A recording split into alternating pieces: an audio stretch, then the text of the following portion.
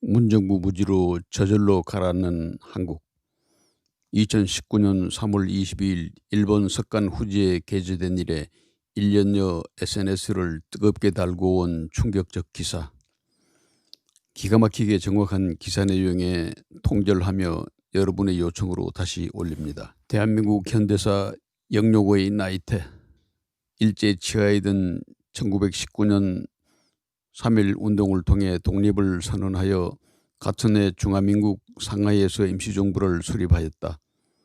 광복 이후 1948년 8월 15일 이념 대립으로 인해 둘로 나누어진 한반도의 남부에서 임시정부의 법통을 계승하여 자유민주주의를 기반으로 한 대한민국 정부가 수립되었다.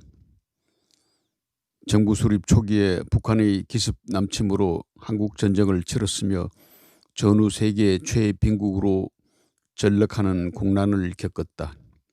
냉전 체제의 최전방기라는 지정학적 특성으로 미국을 비롯한 자본주의 진영의 지원을 받을 수 있었고 제3공화국 이후 수출과 제조업 집중 육성 및 새마을 운동을 통한 고도 성장을 거듭하여 경제 성장을 이루었다.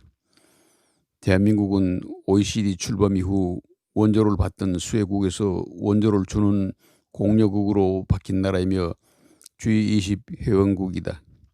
민주화와 산업화를 동시에 이룩하고 경제대국 반열에선 몇 안 되는 나라이기도 하다. 경제선진국 한국. 경제적으로 선진국이며 GDP 10위, 2019년 추정치 1위 미국, 3위 일본, GDP, PPP 14위, 수출 5위, 수입 8위이다. 군사적으로 GFP 6위, 국방비 9위의 세계적인 지역 강국이다. 따라서 대한민국은 한민족 역사상 가장 부강하고 발전된 국가라고 볼 수 있다.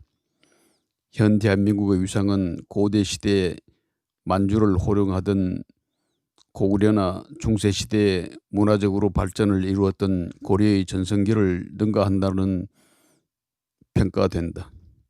그러함에도 문정권 들어 대한민국 모든 면에서 급격한 추락을 맞아 이웃 일본의 너무나 정확한 충격적 기사에 통탄과 부끄러움을 감출 수 없다. 문정권 무지로 저절로 가라앉는 한국. 한국은 동아시아의 그리스 되나 공무원 정원 마구잡이 복지로 폭주하는 문정권의 행선지는 재정 파탄. 일본 석간 후지 2019년 4월 22일. 한국은 지금 동아시아의 그리스를 향해 나아가고 있다. 한국의 공무원 수는 인구 대비로 보면 이미 일본의 5배에 달하는데도 문재인 정부는 공약으로 내세운 공무원 증원을 계속 추진하고 있다. 동시에 국가와 지방이 경쟁하듯이 세금 살포 형태의 복지에 나서고 있다. 보이는 것은 다수의 공무원이 무사한 일로 나서고 있으며 살포성 복지로 재정이 파탄난 그리스 모습을 보이고 있다. 한국의 공무원 정규직 시험 경쟁률은 40배, 때로는 100배가 넘는데 인류 기업에 근무하던 청년이 퇴직해 공무원 시험을 준비하기 위해 학원에 다니면서 공무원을 목표로 한다. 그것은 나라를 위하여라는 금욕적인 사명감에 불타는 것이 아니다.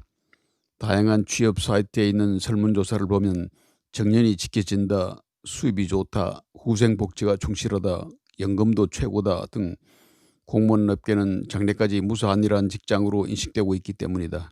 한국의 다른 설문조사를 보면 1. 중학생의 갖고 싶은 직업 중 최고는 놀고 먹는 부자, 즉 부동산 수입으로 사는 신분. 2. 청년층이 이민 가고 싶다고 꼽는 나라는 높은 복지의 국가뿐이라는 점이 눈에 띈다. 신체 두뇌를 혹사하는 일은 하지 않고 편안히 쉬면서 여유로운 생활을 하고 싶다. 이것이 한국인의 속내다. 여기에 딱인 것이 공무원 생활인 셈이다.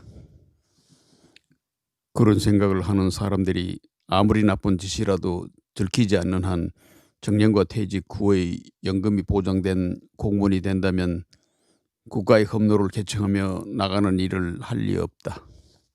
그런데 문 정권은 젊은 층의 고실업률이 고공행진을 하고 있는 상황에서 공무원 고위직이 아닌 중급 하급직을 대량 채용함으로써 지주일 저하를 막으려 하고 있다.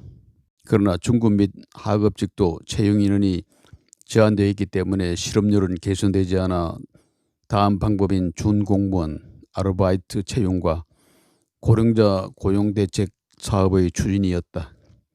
각 부처의 신규 준공무원 고용의 전체 틀을 밀어붙인다. 한국신문을 보면 복사 담당 전문원, 일정 전담 비서 등 있기만 해도 방해가 되는 준공무원 직종이 다양하게 창출되어 실제로 많은 인원이 고용됐다. 국가가 불필요한 직종을 만들어 배분하는 것, 잃어버린 공산국가의 형태를 이미 드러내고 있는 것이다. 고령자를 위한 직업으로 화제가 된 것이 전기관리사이다. 대학 구내를 돌며 강의가 없는 조명과 에어컨을 끄고 다니는 일이다. 하루 3시간 정도 한 달 30만 원, 약 29,500엔 받으면 통계상 실업자가 아닌 취업자가 된다. 덕분에 2월 취업자 수는 전년 동기 대비 26만 명이나 늘어났으나 숫자를 자세히 보면 60세 이상 고용이 39만 7천 명이 늘어난 반면 30, 40대 고용자 수는 24만 3천 명이나 줄었다. 그런데도 정부 여당은 고용자 수가 크게 늘었다고 만세를 부른다. 게으른 국민성과 자본주의의 벽을 파괴하는 데 흠뻑 빠진 마르크스주의 정권이 서로 상승작용을 하면서 동아시아 그리스로 가는 길은 제동이 걸릴 것 같지 않다. 일본이 경제 제재를 발동하지 않아도 한국은 스스로 가라앉는다라는 비통한 내용입니다. 여러분은 어떻게 생각하십니까? 2020년 11월 22일 이호금